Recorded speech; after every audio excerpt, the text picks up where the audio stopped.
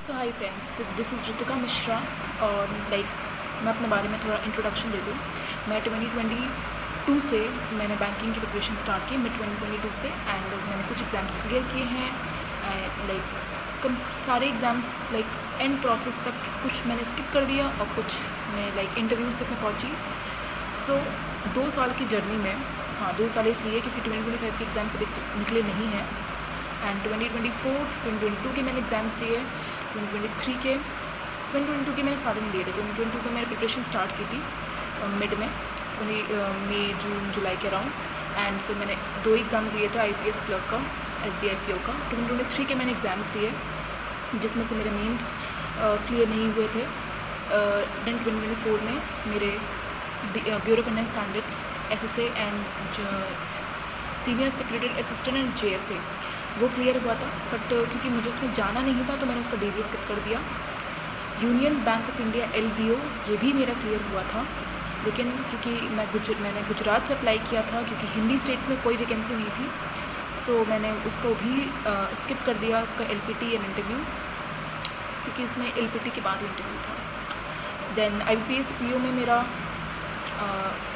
Finally selection नहीं हुआ, though I made it into prelims, mains and interview. तो मैं किसी दिन वीडियो लेके आऊँगी कि इंटरव्यू की प्रिपरेशन आपको कैसे करनी है, ताकि आपका इंटरव्यू जो है बहुत डिसाइडिंग होता है। मैं कुछ स्क्रीनशॉट शेयर करूँगी कभी कि बहुत से, हाँ मैं स्क्रीनशॉट शेयर करूँगी कि मैंने बहुत से ऐसे बच्चों को देखा है जिनके मेंस में बहुत अच्छे मार्क्स हैं, और ये मेरे भी मेंस में बहुत अच्छे मार्क्स थे। मेरे 12 नंबर ऊपर थे, पौने 12 नंबर ऊपर थे मेरे कट ऑफ से, लेकिन स्टिल मेरा फाइनल लिस्ट में नाम नहीं आया। सो ऐसे बहुत से बच्चे हैं जिनका बहुत 80 मार्क्स थे, 90 मार्क्स थे, लेकिन स्टिल उनका फाइनल सिलेक्शन नहीं हुआ क्योंकि इंटरव्यू में मार्क्स बहुत कम थे। इंटरव्यू में जस्ट फेल कर दिया उनको। ये मिस्टेक्स नहीं करनी है। आपको किस तरह से इंटरव्यू के लिए प्रिपेयर करना है, आई मैं एक स्ट्रैटेजी लेके आऊँगी उस पर। अब दिस माई इंट्रोडक्शन। अब मैं जो गलतियाँ मैंने की या जो गलतियाँ मैंने ऑब्ज़र्व करी हैं, जो कि मेरे बैचमेट्स मेरे जो साथ में जो एस्पिरेंट्स प्रिपरेशन कर रहे थे, मेरे फ्रेंड्स, या फिर मैंने आसपास जो देखा, जो बच्चे कॉमनली मिस्टेक करते हैं, तो मैंने जो गलतियाँ करी जो आपको नहीं करनी है, सो दैट आप अपने फर्स्ट अटैम्प्ट में ही जॉब ले सकें एंड बैंक एग्ज़ाम को क्लियर कर सकें। तो उस बारे में ये वीडियो है। तो हम लोग एक एक करके चलेंगे। सो आपको पता है कि कोई भी एग्ज़ाम में 90% स्टूडेंट्स फेल हो जाते हैं, राइट? 90% स्टूडेंट्स फेल हो जाते हैं बैंक एग्ज़ाम्स में भी। हाँ, अगर मैं कह रही हूँ 100% बच्चे एग्ज़ाम्स दे रहे हैं तो ओनली 90 to 95% बच्चे निकल जाते हैं। ये हार्श रियलिटी है। ऑब्वियसली सिर्फ 5 to 10% बच्चे ही एग्ज़ाम क्लियर करके जॉब ले पाते हैं। अब टॉप 10% या 5% में आना कैसे है, ये भी किसी को पता होना चाहिए, क्योंकि कोई बिगिनर है वो वही गलतियां करेगा जो नॉर्मली हर एस्पिरेंट करता है। तो उसको आप कैसे एज अ बिगिनर अपने फर्स्ट अटेम्प्ट में किस तरह से एग्ज़ाम निकाल सकते हैं, उस बारे में हम लोग बात करते हैं। So stay with me till the end.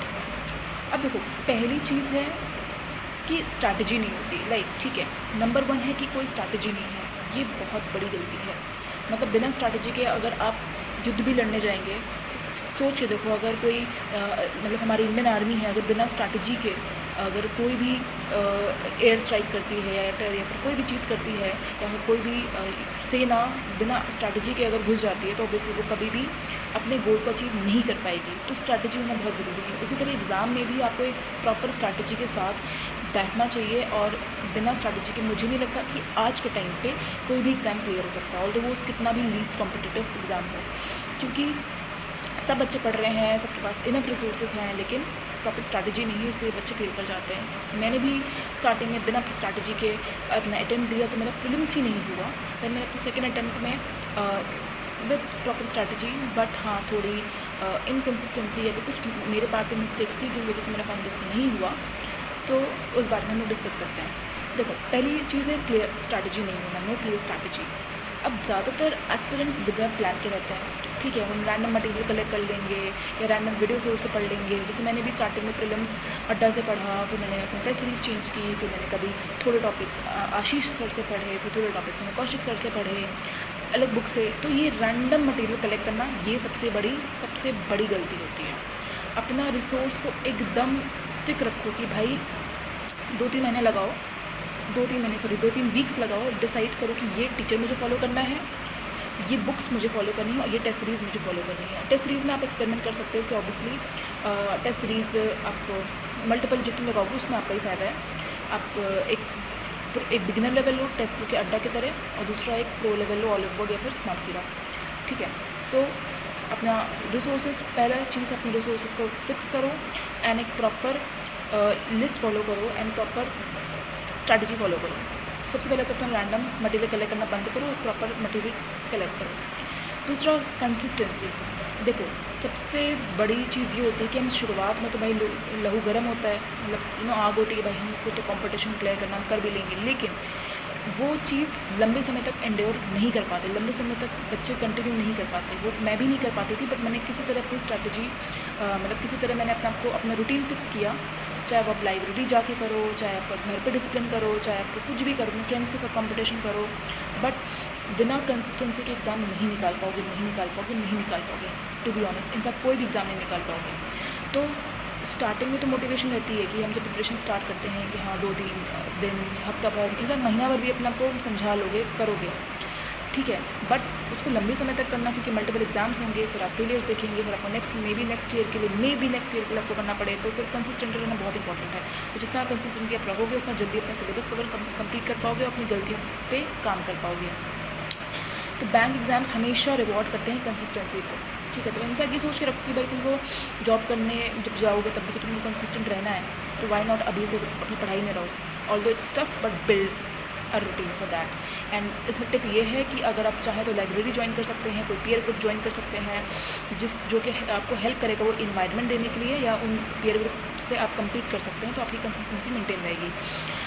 अब वीक बेसिक्स, तीसरा टॉपिक, मतलब तीसरा पॉइंट, बेसिक्स। मतलब बच्चे, इनफैक्ट मैंने भी ये गलती करी थी, मुझे लगता था कि मेरी इंग्लिश बहुत स्ट्रॉन्ग है, मैंने बेसिक्स अपने कवर नहीं किए, और दोस्तों मुझे इतना नुकसान नहीं करा, लेकिन हाँ मेरे मार्क्स में बहुत कंसिस्टेंटली नंबर गिरने लगे, क्योंकि मेरे बेसिक्स कुछ स्ट्रॉन्ग नहीं थे। मैं डायरेक्ट क्वेश्चन पे जंप कर गई, डायरेक्ट मॉक टेस्ट पे जंप कर गई, जिससे मेरा स्कोर उतना इंप्रूव नहीं हुआ। ऑल्दो ये चीज़ मैंने रीजनिंग में भी करी, मैंने अपने बेसिक्स को स्ट्रॉन्ग बिना बेसिक पजल्स सॉल्व करके सीधा हाई लेवल पजल्स पे या फिर सीधा मॉक टेस्ट पे मैंने जंप कर दिया, जिससे मेरे बहुत लॉस हुआ।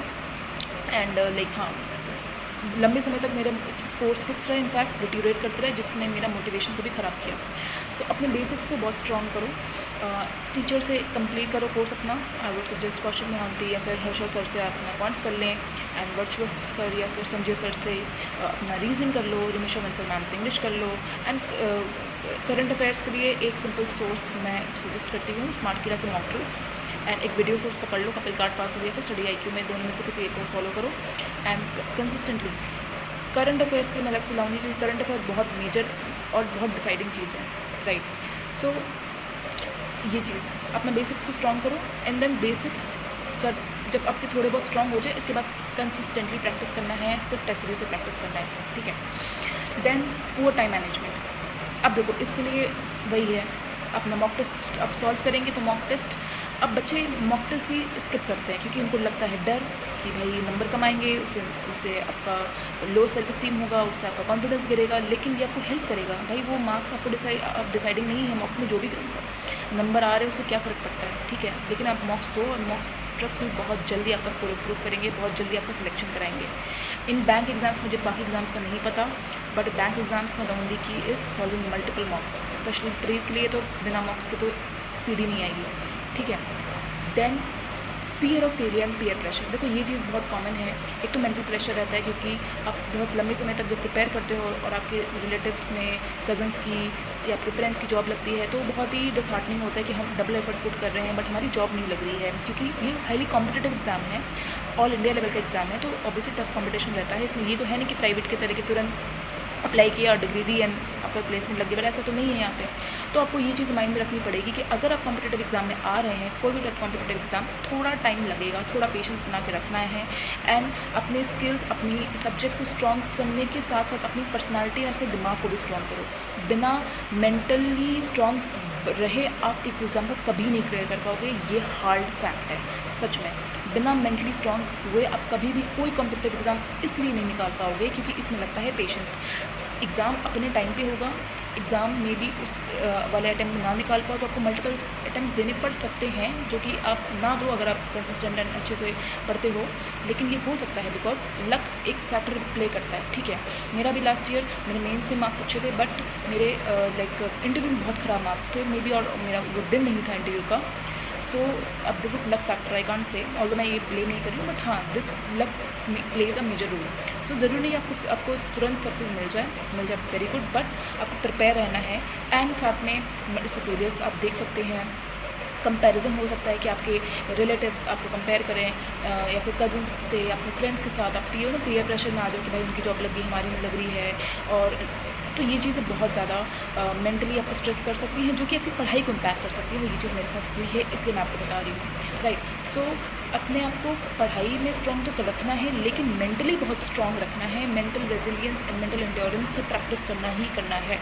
उसके लिए आप मेडिटेशन करो, एंड आई वुड सजेस्ट कि सेल्फ टॉक करो, पॉजिटिव सेल्फ टॉक करो, जर्नलिंग करो, या अपने किसी फ्रेंड से कॉन्टैक्ट में रहो जो कि आपको समझे, पर्सनली समझे एंड आपको समझा पाए, एंड तो ये बहुत ज़रूरी है। सो पढ़ाई के साथ साथ अपनी हेल्थ का, अपनी मेंटल हेल्थ का ध्यान रखना बहुत ज़रूरी है। साथ ही साथ अपने आप को मेंटली स्ट्रॉन्ग बनाना बहुत ज़रूरी है, कॉम्पिटिटिव एग्जाम में खास तौर पे, राइट। सो ये कुछ चीज़ें हैं। एंड अब क्या करना है, तो भाई एक प्रॉपर प्लान बनाओ अपने लिए, बेसिक्स पे फोकस करो, और अपना प्रैक्टिस एक रूटीन में रखो, जिसके लिए आई वुड सजेस्ट कि टेस्ट सीरीज या फिर जो लाइक गाइडली की या फिर किसी की भी जो डेली पीडीएफ्स होती है वो आप सॉल्व कर सकते हो। एक प्रॉपर प्लान में अपने आप को प्रिपेयर करो कि मुझे ये करना है, ये सब्जेक्ट करना है, वीक में टेस्ट देना है, प्रीलिम्स का, मेंस का, सब कुछ एक डिसाइड कर लो, राइट। टाइम मैनेजमेंट एंड अपने को गेस वर्क जीएस में होता है। अब गेस वर्क के लिए तुम्हें थोड़ा बहुत तुमको पढ़ के जाना पड़ेगा, बट वो तुम जितना टेस्ट दोगे ना उससे तुमको आएगा, क्योंकि इंग्लिश में भी गेस वर्क लगता है। इंग्लिश में सब कुछ आपको नहीं आता होता है, बट वो कैलकुलेटिव गेस होता है, वो आपको जितना मार्क्स दोगे उससे ही वो आपका चीज़ सॉल्व हो जाएगी। मेंटल स्ट्रेंथ मैंने बताया, जितना हो सके खुद पे खुद को समझाओ, पॉजिटिव सेल्फ टॉक करना, ये सब चीज़ें आपको बहुत हेल्प करेगा। एंड एक टाइम के बाद आप खुद ही सीख जाओगे, ठीक है, हैंडल करना चीज़ें।